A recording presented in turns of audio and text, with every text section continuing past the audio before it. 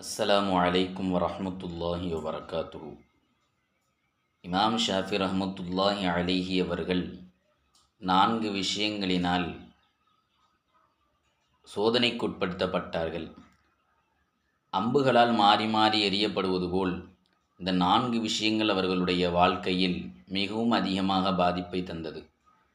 முதலாவதாக நஃப்ஸ் என்றும், இரண்டாவதாக ஷைத்தான் என்றும், மூன்றாவதாக இந்த துன்யாவுடைய மோகம் என்றும், நாலாவதாக சில மனிதர்கள் என்றும் இமாம் ஷாஃபி ரஹ்மத்துல்லாஹி அலைஹி அவர்கள் கூறினார்கள்.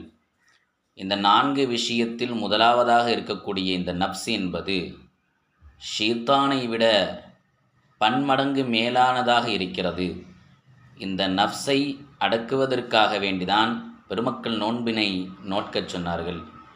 நஃப்ஸ் என்பது ஒரு மனிதனை ஆதபாலத்தில் தள்ளக்கூடியதாகவும் இருக்கிறது. இந்த நஃப்ஸை பற்றி இறைவன் 3 விதமாக கூறுகிறான். நஃப்ஸே அம்மாரா, லவ்வாமா, முத்துமையின்னா. இந்த கடைசி நஃப்ஸான முத்துமையின்னாவை அடைந்த மக்களாக இறைவன் நம்மை ஆக்கி அருள் புரிவானாக. ஆமீன். அஸ்ஸலாமு அலைக்கும் வரஹ்மத்துல்லாஹி வபரகாத்துஹு.